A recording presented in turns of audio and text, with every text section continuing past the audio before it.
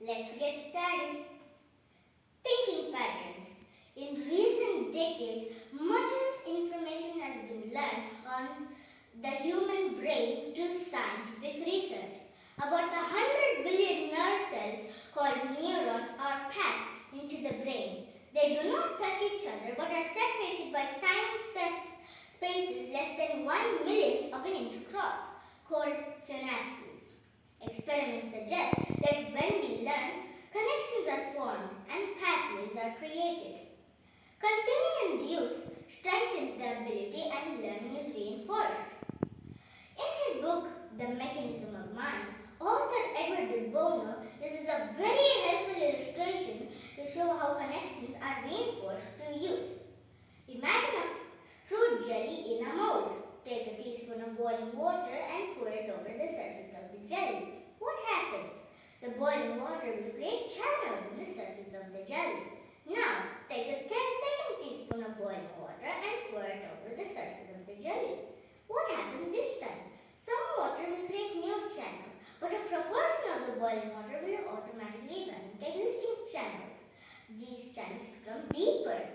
Do this a third time and again, some new channels are formed, but a large proportion of the boiling water will automatically flow into existing channels, making them even deeper. The surface of the jelly can be compared to the memory surface of the brain.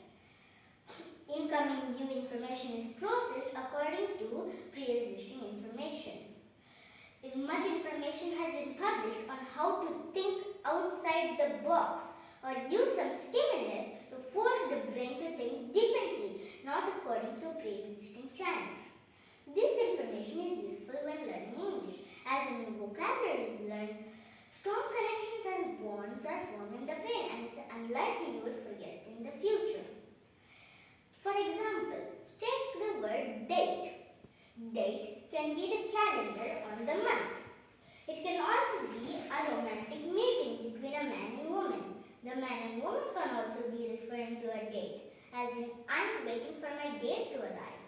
Finally, the noun date can be referred to the fruit of the date palm. On the other hand, there are some words with the same pronunciation but different spelling and totally different meaning.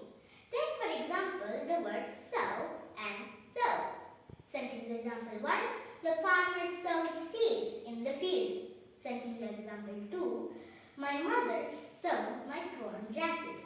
By reviewing the various meanings of this word, strong connections and bonds will form in the brain, and it's unlikely you would forget this word in the future. So utilize the amazing characteristic of the human brain to form patterns, associations. Surround yourself with English reading material, recordings, movies, videos. Make a note of antonyms and synonyms and see a major improvement in your vocabulary and fluency. I hope you all understand this and I hope you all like this video. Please like, subscribe, share and don't forget to hit the notification bell for more updates. Bye!